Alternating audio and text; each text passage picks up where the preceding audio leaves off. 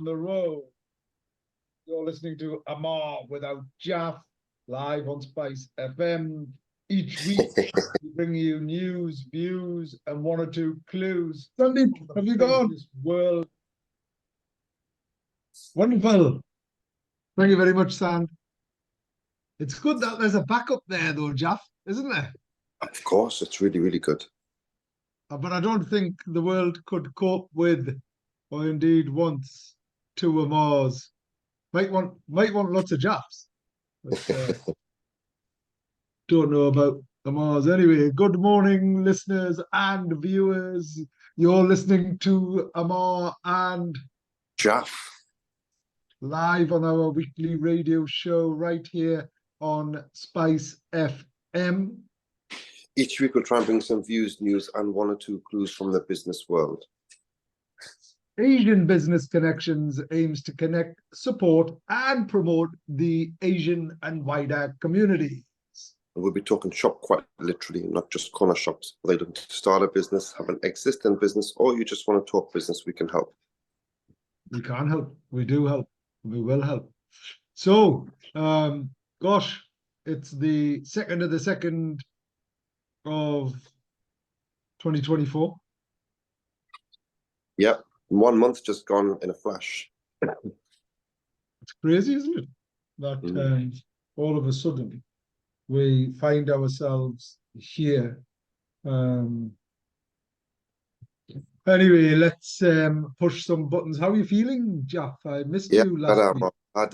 It wasn't too bad, but I'm kind of at the back end of it. But I think seems to be a bug going around, which a lot of people have been getting in well, whether it be at home or whether it be at work and everywhere. So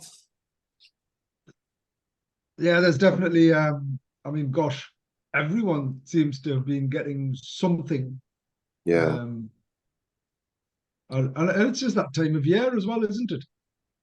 Yeah, I mean, it happens, doesn't it, Ammar? It's historically always happened in the winter. Yeah. Remember going in the old school days, everyone would have a cough or a cold, and it was just part of life, isn't it? Especially when the cold weather hits you and, you know, you go out, you catch.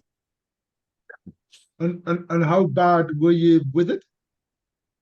Wasn't that bad, but I decided to take the opportunity just to stay off work for 2-3 days, and I was in and out, but not a lot.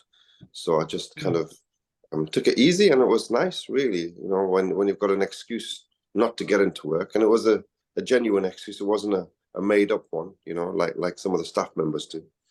So yeah, fair enough. It's good and it's nice not to make up. Was there not? Did I miss something anyway? Because we're going to jump on football and everything else. But was Marcus was there something about Marcus Rashford? And there's lots of other football players, and I'm not just picking on him.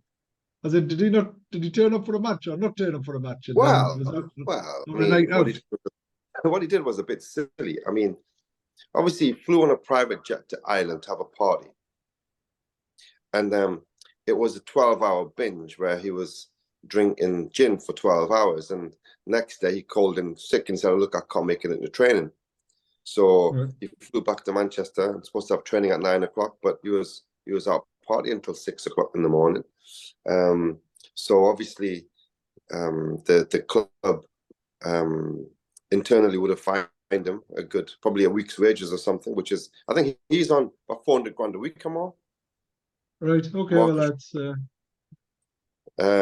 so, and then crazy, isn't it? Just crazy to put him on. Think, like in a week, he makes more than 10 people, potentially 15 people, depending upon what job you've got. Yeah, right? He's making more than 15 people would make in a year. Unbelievable, isn't it? But yes, that's the reality. So then he came on against Wolves last night, and he came and scored a screamer, 25 yards into the top corner. So obviously, I think he should go out a bit more often if he's going to score. If he's going to score goals like that, I don't know what the fuss was all about. Yeah. Anyway, yeah, I don't know why I brought it up. It was just interesting people because we were talking about people being unwell, and that.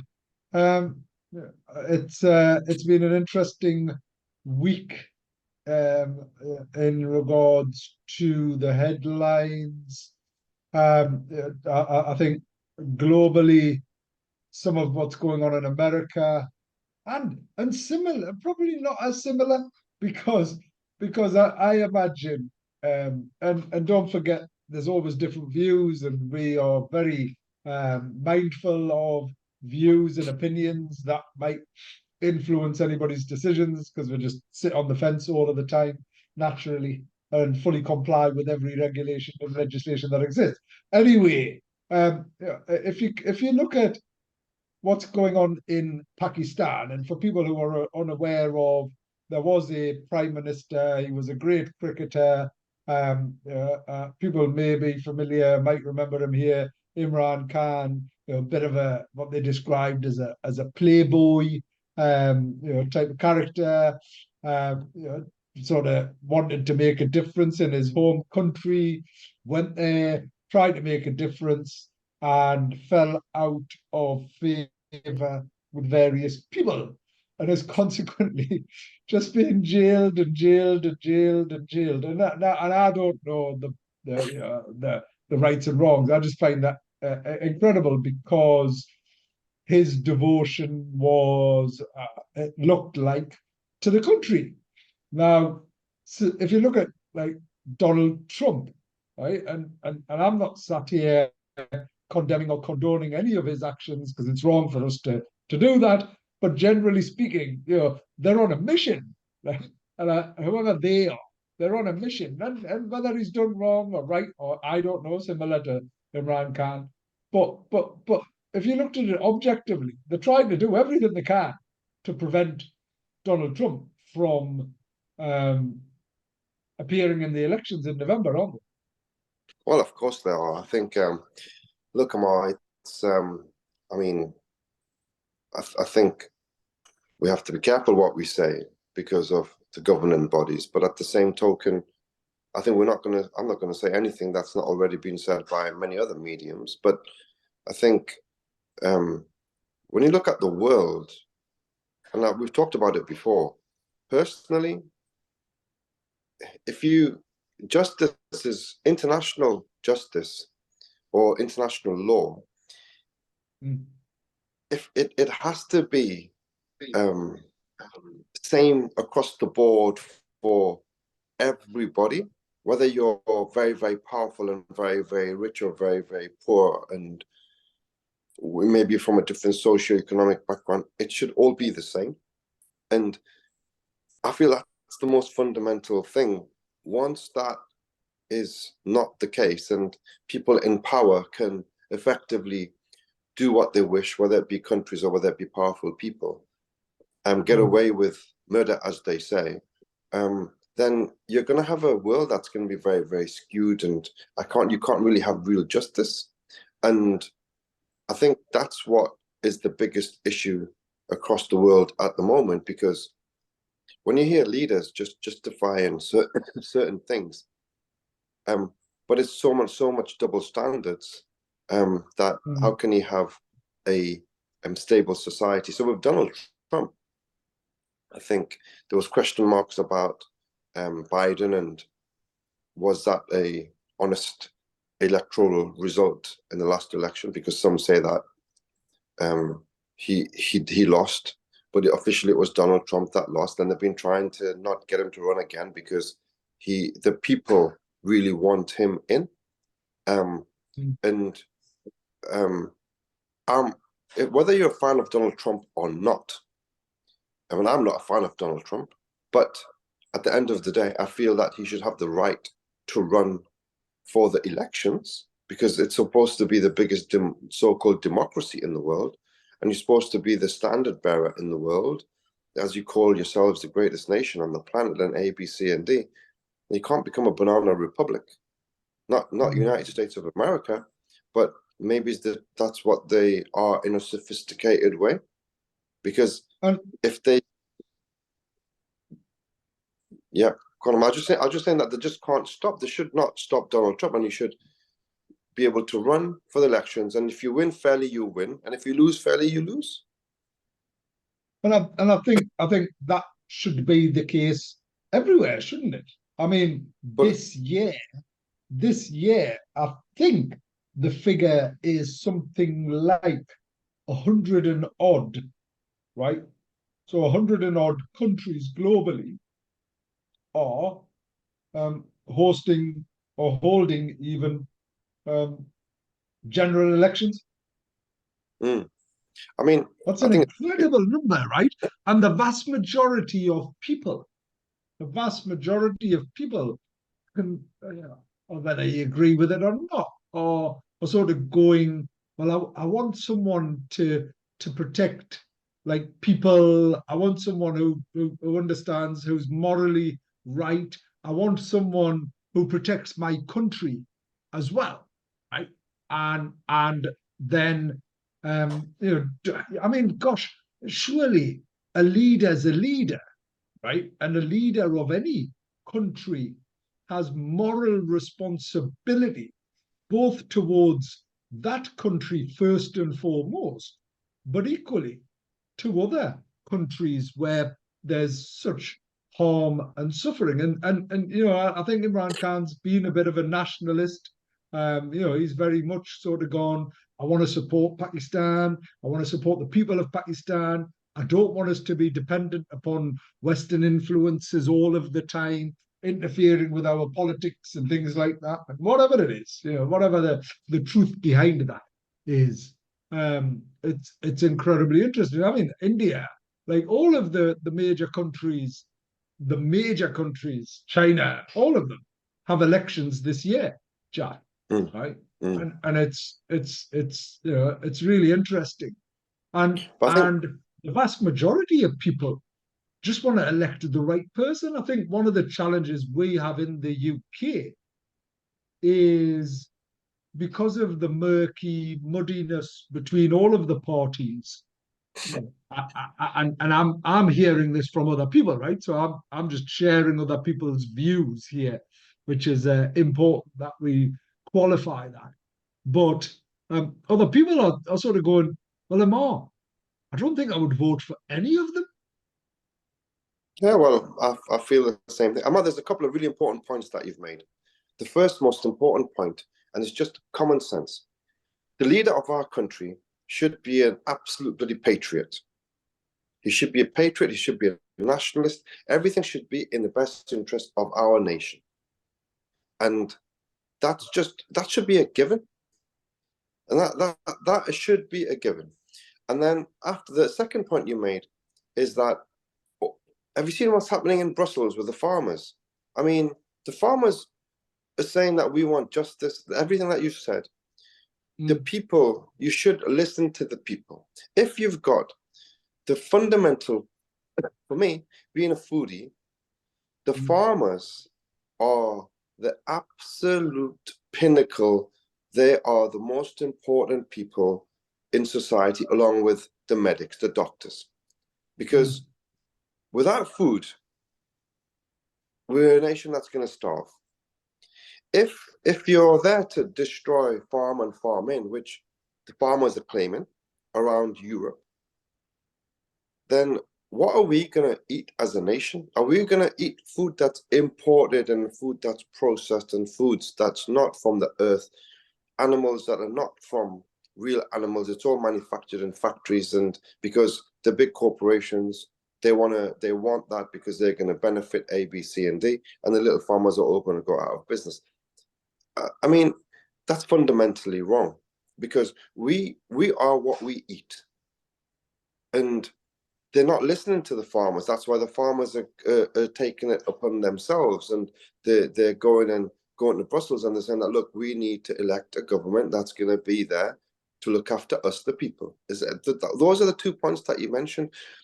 Being a nationalist and being there for the people, that should be what every single politician should have ingrained within them. But instead, our politicians, from Rishi Sunak to Keir Starmer and all the other parties, they're a bunch of globalists that are there for this big global agenda where the globalists want all the countries to be the same, not to have powerful nationalist leaders. Maybe that's why you have the outcome of someone like Imran Khan, and that's why I think Donald Trump is a bit of a patriot. He wants the best of America. Oh, very much so, very much so. And But he it doesn't does want. so as it's and you can see that, and that's why. But this is where, and these are purely alleged conspiracy theories come about. But then, if you put both of these people that the people want to vote for, and they're going to vote for, and the likelihood is they're going to win, into jail, how are you supporting democracy? Well, it's absolutely abhorrent. It's just it's shocking. I mean, who's even in the power to be able to do that? And what I mean, how corrupt are they? It's unbelievable. I mean, it's shocking. That's what I mean. That first point when it comes to you're going to make that ruling based on the views of that individual, not based on the crime. And how can you have a just society? You cannot. And everything's going to come to a head ultimately if it continues to go down this path. It's going to lead to absolute turmoil in the international climate, and that's what we're seeing at the moment. Because there are countries like Russia, like incredibly powerful. And Ammar, we've been talking about this for maybe over a decade, and we've kept on saying, just don't poke that bear, don't poke that bear. We've said it a million times. Because without a doubt. Why are we wanting to poke the bear of Russia when they've got nuclear weapons and they can, you are poking towards NATO and Russia towards a nuclear standoff. And okay, as the people, well, do we want that? No, we don't want that. And where's all the diplomats there to sit and have a conversation, go around the table? Because that's what the diplomats are supposed to do. But there doesn't seem to be much diplomacy. It's all like warmongering. And that's why another point, Donald Trump turns around and said, well, look, if I come into power, it'll take me one day to stop this war in Ukraine. Because he wants to stop it. Whereas I don't think the Biden and the Brits, we don't want to stop it. We want to escalate it. And it just doesn't make any sense. Yeah. So it's 2024, I think it's going to be, I don't know where we're going to be by the end of the year, but I hope it's like not crazy. And I hope the right people voted by the people get into power and they go and do their best to try and fix the position that the world finds itself today. And hopefully, there's not going to be anything catastrophic. Yeah, and actually, generally, I think people you're going to start seeing, like we have already started to see, protests, right? Now, collectively within the UK, and here's the thing, what you're not necessarily seeing on media and general press is millions of people protesting about Palestine. Not hundreds, not thousands, not tens of thousands, not hundreds of thousands, but collectively millions of people in the UK from every community, not just purely the minority, but from every community, right? Including people, including Jewish people, right? Oh, well, not including, there's like a huge number of Jewish people. And again, who are saying this isn't right. Right now, this isn't about what side or what thing. It's got to the stage where this has gone into the Hague. The Hague have categorized this. The courts of law, global law, the United Nations, everything, and it's just terrible that the small number of individuals are able to impact such a significant global affair. And of course, and it's wrong for anyone to say, well, if you support the Muslims, you're an anti-Semite, and if you support, if you support, and if you support the Muslims, if you support Palestine, you're a terrorist, and if you're against Jewish people, you're an anti-Semite. As in you don't need to be either of those. And in fact, I think what's really important is that we look at the bottom line here, which is humanity. This is people, these are lives. I mean, there was the war crimes being committed there. War crimes, as in ITV done, and this is mainstream media actually, sort of going, look, our ITV correspondent was there. He filmed this. When we presented it to Israel Defense, they said it had been tampered with, made up, and then when they were presented with a separate video, independently validated and verified. Now, if the ITV weren't there on the ground, they would never have seen that Palestinian flying a white flag, hands up, with his passport, wanting to go and see his family, and getting shot dead. Getting shot dead.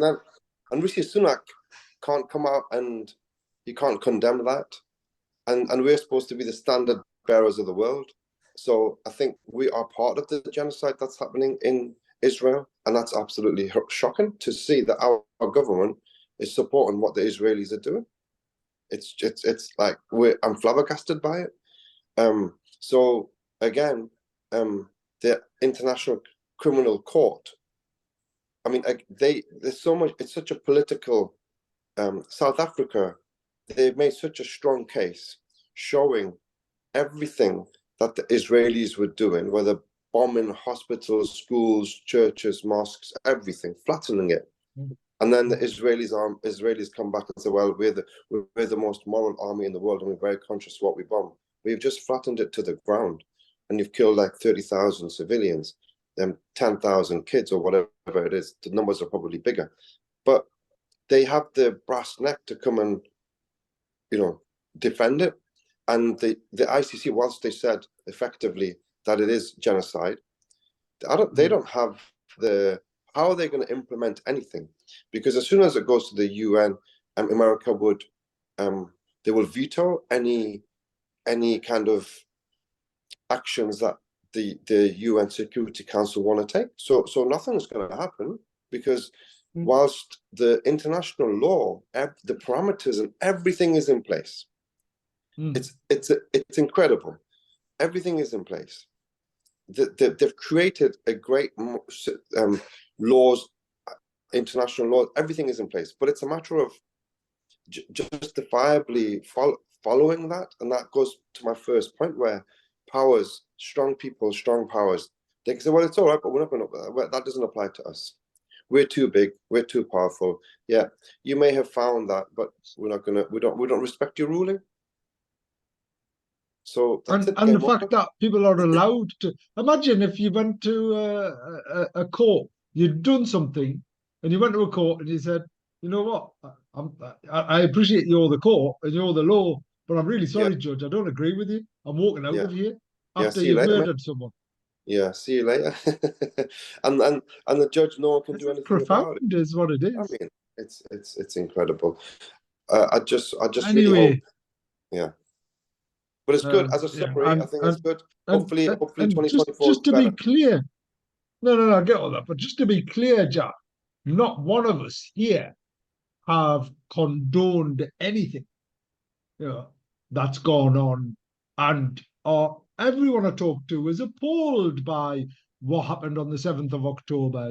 As in, no one I've come across has sort of gone, if that's happened in the way that it's happened, and obviously there has been some atrocities there, it's wrong. It's wrong.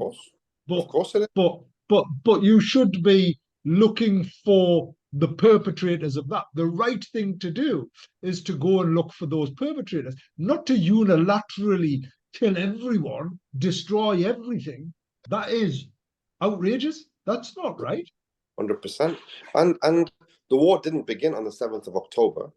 The war. No, of course it didn't. But anyway, that's a slightly different. But in any event, the point is, it's a sad state of affairs, where we are experiencing incredible challenges globally. and it's an affront to democracy because you need to let the people vote. And actually talking about, and I'm not comparing anything to anything anyway, but so there's a real big deal election happening here in the Northeast, and I appreciate the amount of messages I've had saying, Ammar, you have to stand, you need to be the mayor. And previously I'd touched upon that. And whilst I don't doubt I'd be a great mayor because I've devoted the vast majority of my life, to this region, and helped set up charities, developed a range of programs to get people into work, support every single member of the community. There is an election that's coming up in May, and it's for the mayor. So people in our region have a really exciting opportunity to elect someone who's going to make a difference, because the power that they're going to get and the money that it's going to come is for the first time in the history. It's a devolved authority, so it will help unlock funding, investment, create lots more jobs. There'll be a real figurehead there, and really we need to encourage people to vote. As to who they should vote, um, I think you need to look at the candidates. I think you need to look at what they stand for. I know if I was standing, I'd be looking at three things, and I'd be focusing my priorities on people. So supporting everyone to realize their ambition, helping people, whether you're the furthest from the labour market, whether you're suffering from mental health type challenges or health issues, whether you've got 2, 3 jobs and trying to make ends meet. Yeah, all of those individuals need support. Homeless people, hungry people. In this day and age, that type of thing shouldn't exist. And of course, you're not going to get a magic wand and go da, and the next day everyone's going to be, living a life of Riley. But you do have the opportunity as the mayor to coordinate, to co-create, to pull that resource. Part of the challenge. I mean, Jeff, NHS, 16,000 organisations, 16,000 organisations, all employing individuals, all doing their own thing in their own space underneath this umbrella. What, if that's not inefficient, if you're not wasting millions of pounds every single year, I don't know what is. But no one's got the courage or the conviction to come along and go, right, we're going to try and bring things together. We're going to unify things. We're going to actually focus on service levels, commerciality. We're going to look at, is the taxpayers' money being appropriately spent and properly spent? That's the type of thing that someone should be looking at. And are we providing the best care commensurate with the billions of pounds that we spend? Or are we wasting it through inefficiencies, bureaucracy, too many organizations, each competing to prove themselves and their worth? I find that incredible. Anyway, people, right? Places, we've got some wonderful places, but there's a lot of places in and across the region that, because of where they are, who they are, people don't visit them. There isn't that coordinated approach of profiling and platforming them. If you've got a restaurant or a takeaway or a shop in a particular area where you don't get the footfall, but the community are desperately in need of that, what type of things could you do to support those businesses, those individuals, to sustain, to grow, and things like that?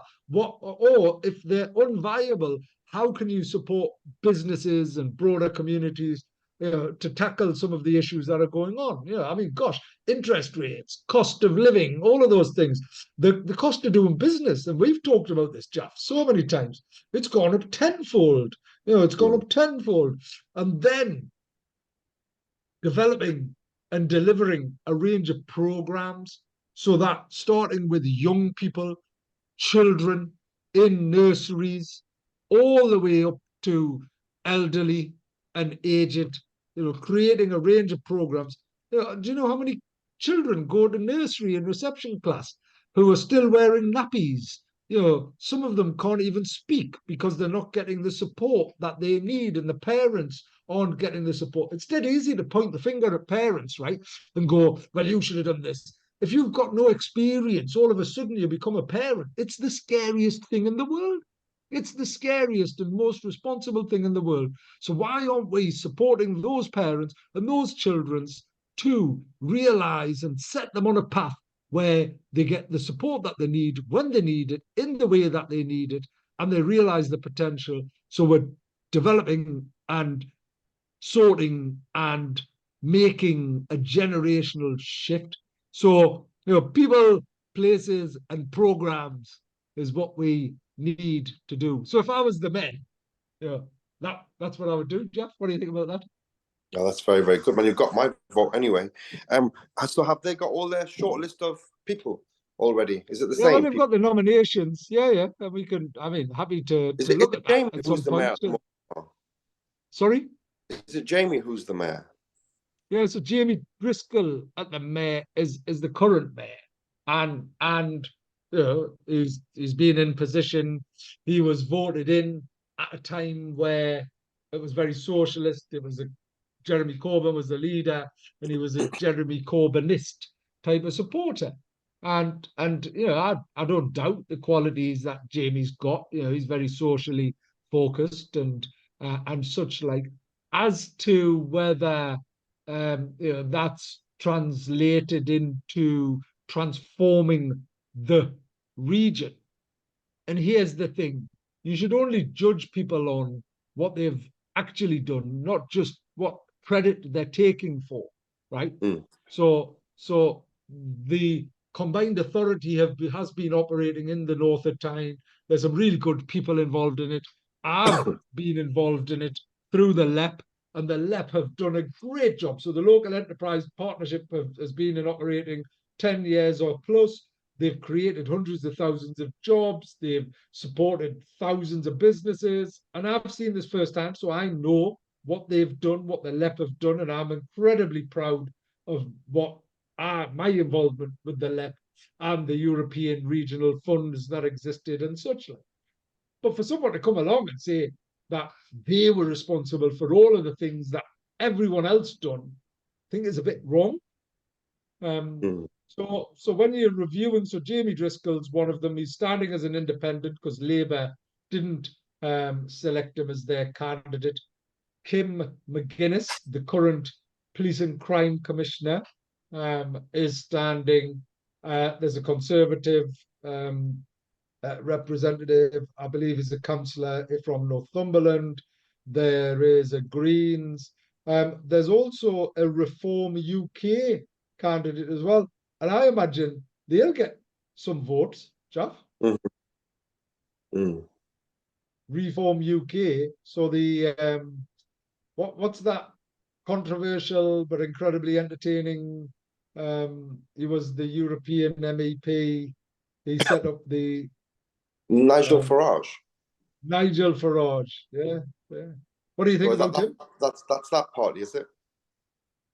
I think so. I think that's the Reform Party. I think so. I Mm. might be wrong. I might need to stand corrected. What do you think about Nigel Farage?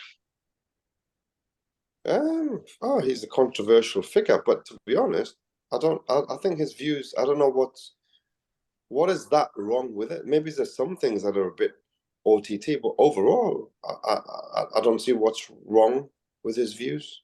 I think he's a nationalist and he cares for the country. Oh, and I agree.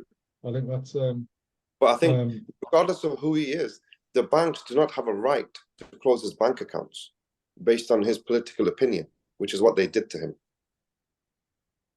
I think that's wrong. I think that's wrong. It goes back to that democracy side of things, doesn't it? Absolutely shocking that the banks have the power. They should not have the authority or the power to do that. Not when it comes to our money. The banks can't say, "Oh, well, yeah, your money's frozen," or you can't access your money because of your political view. That's a very, very scary position that they can put people in.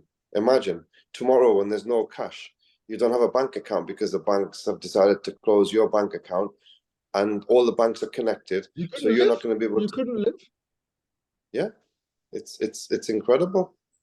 There needs to be legal protection in law stipulating that the banks cannot close people's bank accounts. Yeah, yeah.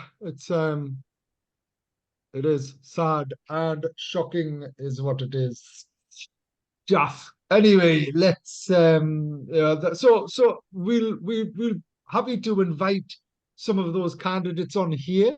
In fact, I think we should and hear from each of them as to what they are currently doing and what they plan to do as part of their significantly influential role, and not just the Asian community, but every community, get a better understanding of. I haven't heard any. I know some of them. Obviously, I know Jamie. I've sat on panels with Jamie, and I've represented the private sector and things like that. Pride connected with him as well a few times. Invited to ABC things and whatever else. I'm saddened to say, not necessarily had the engagement that I would have liked from a mayor, given all of the work of all of the, like, some of our board members and some of our stakeholders had asked to meet with them and things like that, and I don't think that's ever happened. But it's probably the same for a number of others who are in similar relationships and positions of power. So you can only go by your own experiences, and I would encourage everybody to go and experience themselves. I don't have a view on any of the candidates right now. That might change as we get closer to the time. But in any event, it's a really big deal. So, business topic of the week, Jaff, something that you do. How and actually, before we get into the text book sort of definition, and something that I've been a big champion of is scaling up. So that's taking a business and growing it exponentially, right? So Jaff, what was the tipping point for you when you went from a single site to two to three? How did your mindset and skill set and tool set change? To be honest, it's very much organic growth from our perspective. I think it How was a can you supply. say that? How can you say that it was very much organic growth? Just because it's from a supply and demand perspective. So we started off a restaurant which became very, very popular. We were turning away 100, 200, 250 guests, customers on particular nights because there was just not the capacity. When then another opportunity came up, we did some research to make sure that it was going to balance the existing site, and one's not going to cannibalize the other. There needed to be a point of differentiation, and then we decided to open another site, and we built a reputation, and then we felt we're kind of growing, building a bigger team of more professionals, more intelligence, more knowledge. We're better equipped, so we were in a position to do another. So I guess it's when the framework is in place and the systems and the setup is in place, it's actually a lot easier to do another one and then another one. So if we were to look at another project, I think we have the team in place and in all different departments, and so I think it would be much easier than what it was in the earlier days. Yeah, I get that, but I don't think, and obviously I'm asking for your opinion, but having supported lots and lots and lots of businesses start, survive, and thrive, I don't think that um, your growth, organic growth, is where your turnover is sort of 200K and you're taking it to 220K, 230K, 240K. I don't think going from one site to another site, as in site operation, is quite the same, or you can describe it as purely organic growth. Maybe it's organic. I look at organic growth from a context that we weren't going to external lenders and borrowing money and being financed by external agencies or VCs or whoever else. So you're going within your means is probably was the point that I was trying to make. Yeah, but it requires a different mindset. It requires a. I know so many people who are doing okay, right? They're turning over 500,000, they're turning over 1 million, they're turning over 1.5 million, they're turning over 2 million. One of the companies I was with yesterday, they're turning over sort of £3.5 million. They're really comfortable with that, but Mm, actually they realize the benefit of scaling that, because once yeah, you've got a viable business model, right, that's validated, you're able to go from here to there. And the effort required isn't as much as you think it is to yeah. go just because you're comfortable, as in just because you're comfortable and you're happy with that ceiling and that limit. And it's been proven statistically. So I've done a lot of research on this. I've attended MIT, Babson programs on scaling institutes and scaling countries and things like that. The economic delivering the economic growth program, it recognizing that scaling businesses, so scaling definition is an organization that's growing at least 20% year on year. It's turning over, it's increasing staff. They contribute far more to the economy, creating more jobs, creating more wealth, and impact than a series of small businesses, steady state organic growth businesses. So scale up has to be a real strategic part, yeah, of helping organizations grow. But it's primarily a mindset. As an entrepreneur, as a business owner, you're walking away. You've got a reasonable quality of life. You're going on the holidays that you want. You're doing whatever it is. Why do you want to change that? Do you know Mm, what I mean? As in that's probably one of the biggest barriers. Why do you want to change? Why do you want to go from 3 restaurants to 30?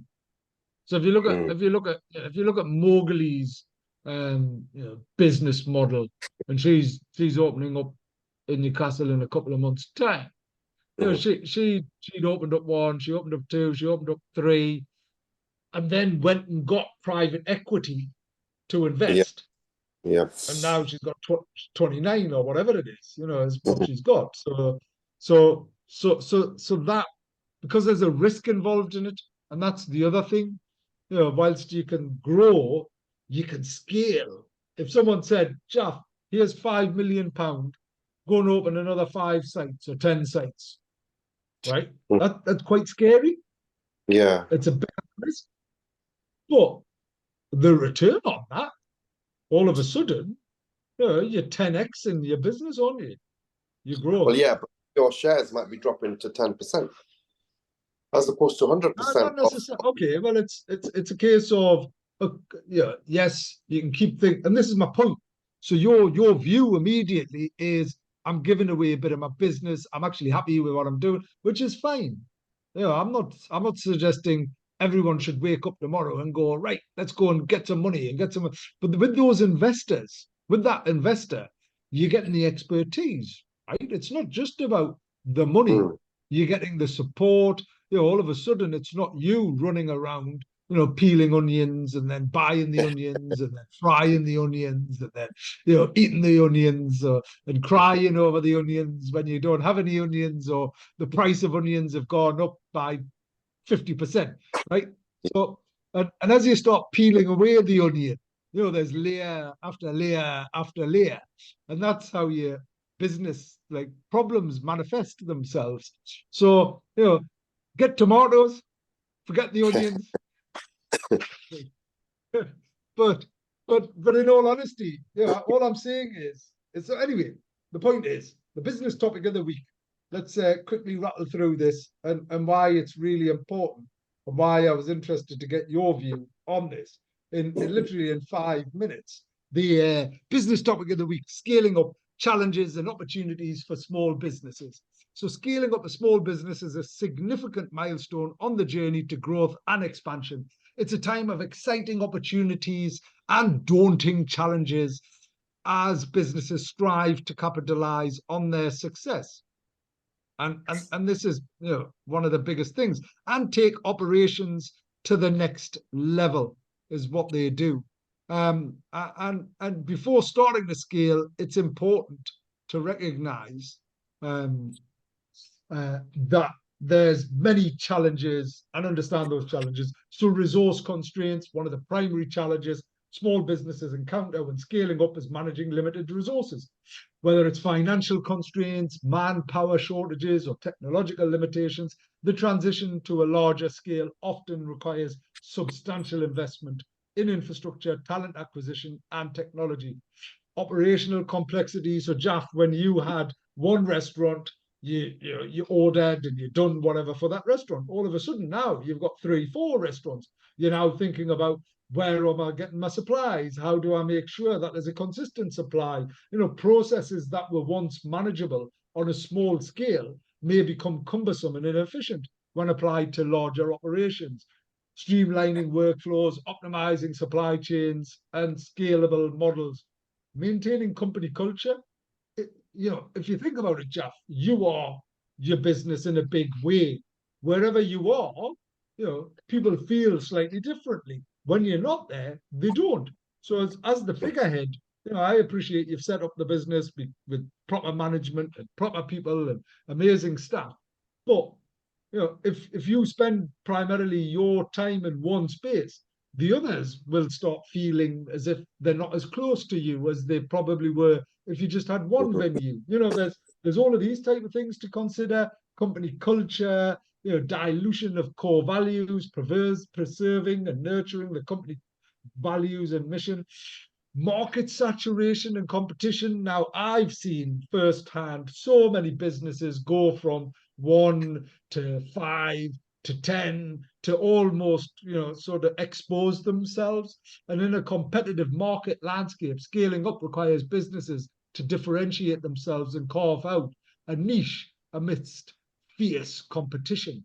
Market saturation, changing consumer preferences, and disruptive technologies add layers of complexity. And the opportunities that scaling allows is you're able to access new markets. You went from bang city centre to a more affluent quayside to a more affluent Jesmond, different people, different buying habits, different types of individuals, and different reasons for people coming. You also can develop strategic partnerships and alliances. So collaboration is key to successful scaling. That might be through investment and things like that. Technological advancements, buying for all of them, booking systems, cloud computing, data analytics, all of these things can really help. And talent acquisition and development. You might recruit someone, Jeff, bring them into the quayside. You then go, actually, you might be better suited in Jesmond because of the clientele that's there, or you might be, because building a diverse and skilled workforce not only drives innovation and creativity, but also strengthens the organizational capabilities needed to sustain growth in the long term. So that's scaling, and it's incredibly rewarding, quite challenging, but I would encourage as many people to consider it. And actually, we've supported hundreds of scale ups, so we know the pitfalls that you can sort of fall into and how to avoid them as well. Inclusion by default, the conference, Jeff. Yeah, I didn't get the chance to talk to you about it. Amazing day. Over 120 people coming together, help making the Northeast the most inclusive region in the UK by the end of 2025. There's a survey. Jeff, it'd be great if you can get all of your staff to complete it. It takes 30 seconds to do it. I'll send you the link. And it's just about what does an inclusive Northeast look like? What does inclusion look like for you? So we can capture all of that and share it with everyone and make sure that everybody from every community is represented. We've got our next curry club in March, and we've got an inclusion exhibition happening in June as well. Lots of things going on, lots of great people, lots of great opportunities is what there is. So that was that, Jeff. What do you think about scaling? Well, I think everyone should look at scaling, and they 100% should consider it. And there are a lot of experts that are there to support if you are not sure what that journey is going to look like. But 100% every business should consider it, because if you're good at what you're doing, why don't you do the same in different markets? Amazing. And inclusion by default, Jeff.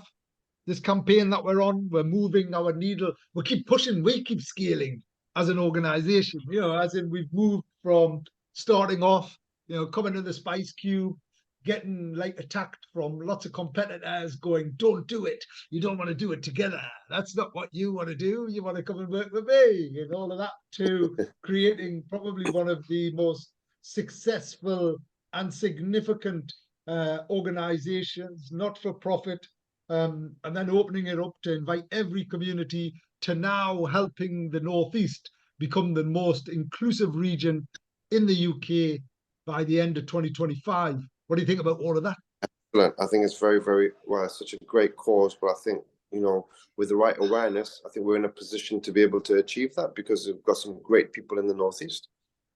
Oh, undoubtedly, and everybody is invited. So and what do we mean by inclusion? When I ask that question, everybody's got a different view. There isn't a one single view, and I'm not talking purely about race or gender or sexual orientation or whatever it is.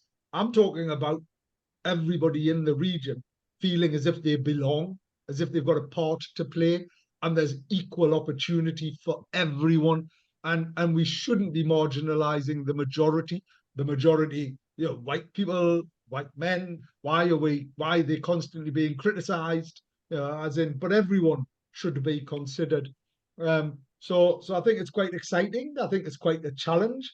And the baseline for me, Jeff, would be, imagine if everybody everywhere simply said hello by the end of next year to anyone they came across. Yeah. Imagine. Right. I think that'd be a beautiful thing. That'd be a beautiful thing. That would bring. Anyway, we've got the match tomorrow. Are we going to win? Well, I think it's a must-win. We have to win. It's Luton. We've had two amazing results. We didn't do anything in the transfer window, which is a bit disappointing. But hopefully, we have a really, really strong finish to the season, and we can try and push Villa and Spurs for that top 4-5 position. They're about 11 points ahead of us, but hopefully they lose a few and we keep on winning, and we might get there. Have a nice run in the in the FA Cup. I think we have to visit. Definitely have to go to Blackburn. It's going to be phenomenal.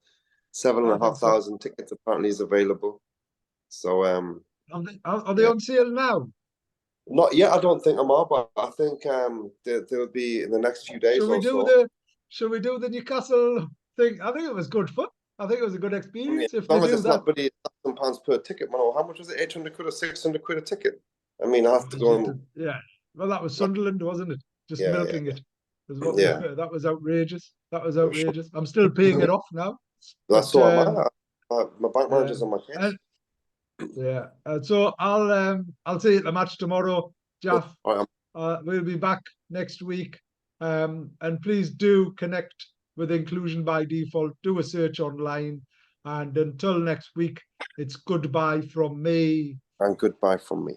We haven't been stopped yet. Oh, there we are. It's 11 o'clock. All right. Thank you. Bye. Take care. Bye. Spice FM 98.8 FM. Spice FM.